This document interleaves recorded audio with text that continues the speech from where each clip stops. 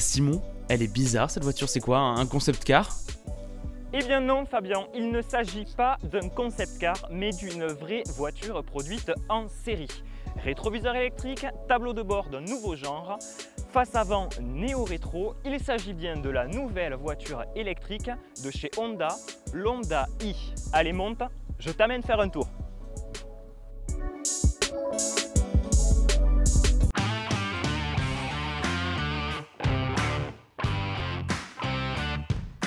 Avec son look à la fois futuriste et rétro, la Honda i s'inscrit dans le mouvement actuel que l'on peut appeler néo-rétro. Cette tendance consiste à concevoir des véhicules au look vintage tout en les associant avec les technologies modernes. Mais contrairement à d'autres modèles, comme la Fiat 500, la Renault 5 ou la Mindy, Honda ne s'inspire pas d'une voiture ancienne, mais est partie de zéro pour concevoir cette petite citadine qui ne passe pas inaperçue. Si l'Honda i ne passe pas inaperçu, c'est surtout grâce à sa petite bouille années 80. Ses grands feux, son imposante calandre noire fait qu'on la voit.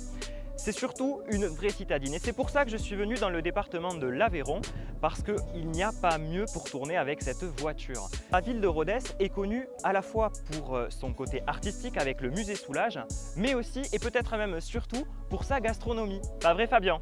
Ah ben pour le coup oui Simon, Rodez c'est vraiment la capitale de la gastronomie et je peux t'en parler de la restauration parce que je suis fils d'un restaurateur et puis entre nous, j'adore manger. En même temps il y a vraiment de quoi se régaler dans notre beau département. On a beaucoup de plats typiques comme l'aligot, le gâteau à lait broche, les tripous, la mandarelle, mais il y a également en Aveyron de nombreux fromages, par exemple le roquefort, le laïol ou encore des moins connus mais tout aussi bons, le coubisou, je sais pas si tu connais. Bon, et si on arrêtait un petit peu de parler de nourriture et qu'on revenait à cette Honda i, parce que moi, à force, je commence à avoir faim. Cette voiture, elle est bourrée de qualité, mais il y a quand même deux gros points noirs. Le premier, c'est son tarif, pas moins de 38 500 €. Et le second, c'est l'autonomie. Honda nous annonce environ 220 km d'autonomie, alors qu'en pratique, c'est plutôt entre 150 et 190 grand max. Quand on compare avec une Zoé, c'est beaucoup plus cher pour 2 fois moins d'autonomie. En clair, si je comprends bien ce que tu nous dis Simon, c'est qu'il faut oublier l'idée de prendre cette voiture pour partir en week-end, mais par contre, qu'en seconde voiture ou en délit pour aller au travail tous les jours, elle peut convenir sans souci. C'est exactement ça Fabien. Partir en vacances avec cette voiture, c'est impossible, mais ça va très bien pour les trajets du quotidien. D'autant plus que cette voiture au quotidien, elle illumine les petits trajets maison-travail, travail-maison. Elle fait partie de ce club très fermé qui finalement nous permettent de nous échapper lorsque l'on rentre derrière le volant. Bon alors on peut dire que malgré tout, cette voiture elle est vachement sympa et même plutôt rigolote. C'est vrai qu'elle est très rigolote cette voiture, mais c'est surtout la première à proposer des rétroviseurs caméra de série. Même sur l'Audi Q4, c'est une option.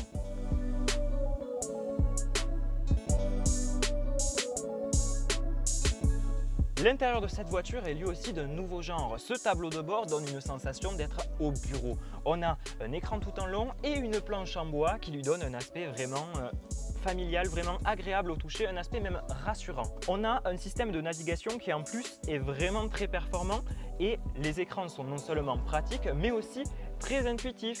Il y a également un petit détail qui est plutôt rigolo sur cette voiture, c'est en plus de la prise de 130 volts, on a une prise HDMI. Ce qui permet, mon cher Fabien, comme je sais que tu es un petit peu geek sur les bords, de ramener ta PS5 et de jouer directement sur les écrans centraux. Plutôt rigolo, non? C'est vrai? Mais c'est génial, c'est comme sur les Tesla. Attends, je reviens, je vais chercher ma console, j'arrive. Ouais, ben c'est ça, fais donc ça. Au moins j'aurai la paix pour terminer ma vidéo. Ce que j'apprécie aussi beaucoup dans cette Honda, c'est l'espace à bord. Malgré le gabarit de la voiture, on a l'impression d'être pratiquement dans un monospace. Mais je pense que c'est parce que les ingénieurs Honda ont vraiment bien prévu la chose. Le moteur électrique, étant plus petit que le moteur thermique, est placé sous le coffre, donc à l'arrière de la voiture, permet d'avoir une place à l'intérieur, pas de transmission à l'avant puisque la voiture est une propulsion, le sol est pratiquement plat, ce qui nous donne un sentiment de bien-être, un sentiment d'espace et d'habitabilité dans cette voiture. Le point négatif cependant de ce moteur électrique, c'est que sous le capot à l'avant, il n'y a rien et pourtant le capot est fixe, donc pas de coffre à l'avant et le coffre à l'arrière est vraiment très limité parce qu'il s'arrête à l'ouverture. Impossible d'avoir un coffre profond comme sur une voiture normale puisque le moteur nous prend toute la place. Deuxième chose que j'aime beaucoup sur l'Honda i, c'est le confort de cette voiture. C'est une citadine et pour une citadine, elle est très confortable. Les sièges sont des petits nuages et les amortisseurs sont d'une souplesse rare dans une voiture. Si on compare avec la Twingo par exemple ou la Mini, eh bien on a l'impression qu'à côté ces voitures, c'est du bois. Ici, c'est confortable et c'est un très bon point pour les petits trajets du quotidien. Pour conclure sur cette voiture, j'ai envie de vous dire que c'est vraiment un petit coup de cœur.